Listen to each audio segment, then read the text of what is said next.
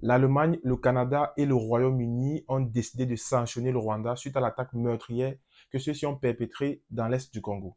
Dans cette vidéo, on va essayer de comprendre c'est quoi les conséquences en fait de ces sanctions-là sur l'économie rwandaise. On va essayer de voir est-ce que ces sanctions sont suffisantes pour que le Rwanda arrête d'agresser le Congo.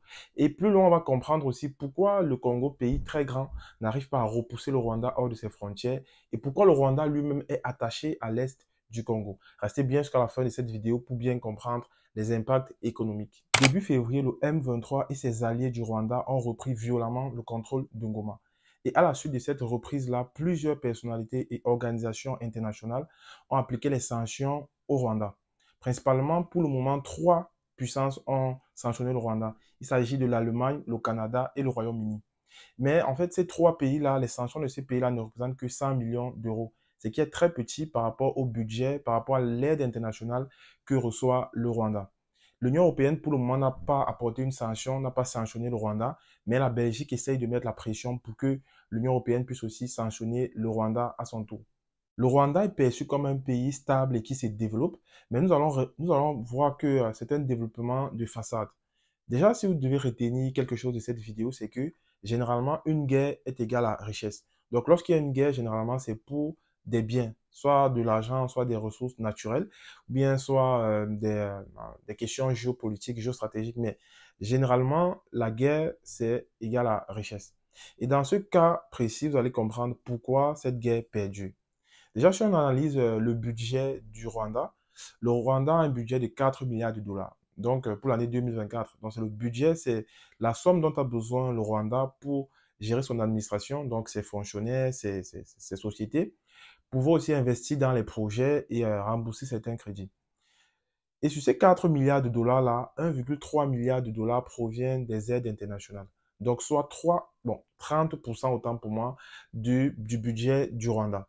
Donc, vous voyez que déjà le Rwanda dépend fortement des aides internationales. Donc, si la communauté internationale décide d'arrêter d'aider le Rwanda, bah, le pays va littéralement faire faillite, puisqu'il n'aura plus assez d'argent pour pouvoir soutenir son économie. 1,3 milliard de manque à gagner, c'est énorme. Et vous comprenez déjà pourquoi je disais que la sanction de ces trois pays ne représente en réalité qu'une petite partie du budget du Rwanda, puisque 100 millions d'euros, c'est environ 10% de l'aide perçue par le Rwanda. Donc, c'est insuffisant pour pouvoir pousser le Rwanda à rebousser chemin. Et en fait, l'autre partie du budget du Rwanda, puisque en réalité, lorsque vous avez un budget, normalement, vous basez sur vos recettes pour avoir un budget. Donc, ça veut dire, c'est comme vous et moi, vous avez un travail. Par exemple, vous avez, on va dire, 1 million de salaire par mois. Et maintenant, vous allez faire votre budget en fonction de cet argent-là. Si par exemple, vous êtes dans une famille, vous êtes un héritier, vous pouvez avoir vos parents qui vous versent de l'argent. C'est un peu la situation du Rwanda. Donc, ils ont certes des recettes qu'ils font eux-mêmes, mais la grosse partie de leur argent provient des aides internationales. Donc, la communauté internationale, l'Union européenne, les États-Unis versent de l'argent au Rwanda. Une autre partie provient des mines, en fait, qu'ils exploitent au Congo et qu'ils revendent sur le marché international. Déjà, le Rwanda est reconnu comme un exportateur de manière officielle d'or, de cobalt, de coltan. Il est même passé premier producteur mondial de coltan, pourtant il n'a pas une seule mine de coltan.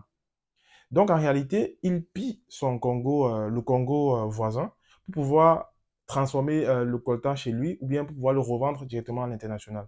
Ces dernières années, par exemple, le Rwanda a fait des investissements de plusieurs millions de dollars pour construire des raffineries dernier cri pour pouvoir bien raffiner l'or du Congo. Nous sommes quand même là devant une affaire assez ubiesque parce que on sait bien que vous n'avez pas de ressources, mais vous construisez des infrastructures pour pouvoir raffiner, produire et exporter, raffiner ces matières premières-là. Au-delà des aides internationales, le Rwanda est un pays très endetté.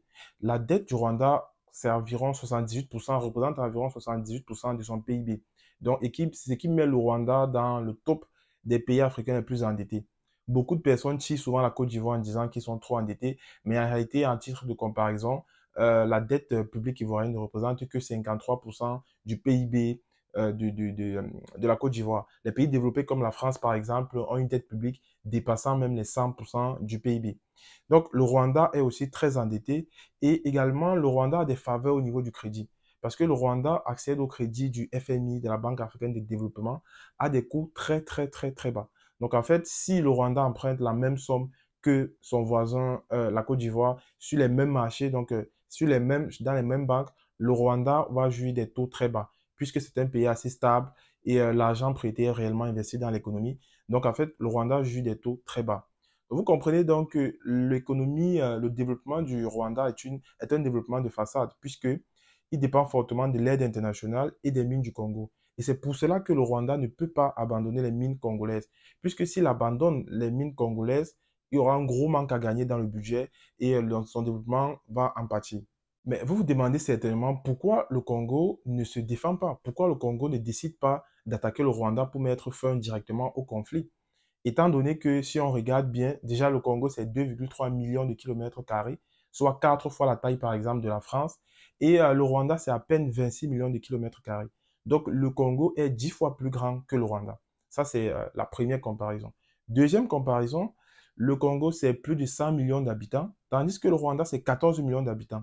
Donc si on était encore à l'école primaire ou bien dans la jungle, en réalité, 8 Congolais devaient se placer devant un Rwandais. Donc, s'il devait avoir une guerre générale sans les armes, ça devait être 8 Congolais contre un Rwandais. Autant vous dire qu'il ne devait avoir aucune chance de s'en sortir. Mais si le Rwanda n'arrive pas à chasser, si le Congo n'arrive pas autant pour moi à chasser le Rwanda, c'est parce que le Rwanda, comme je vous ai dit depuis le début, jouit en fait de la protection de la communauté internationale. Pardon. Le Rwanda jouit justement de la protection de la communauté internationale, tant sur le plan diplomatique que sur le plan militaire, puisque le Rwanda est aidé par plusieurs pays occidentaux, donc ce qui permet au Rwanda d'être plus efficace et de pouvoir arriver à ses objectifs en fait. Et de l'autre côté, le Congo est un pays qui est très fragilisé, notamment par plusieurs coups d'État, une instabilité politique, la pauvreté, le chômage, ce qui fait en sorte que le Congo ne peut pas mettre toute son énergie pour se concentrer sur ce problème-là.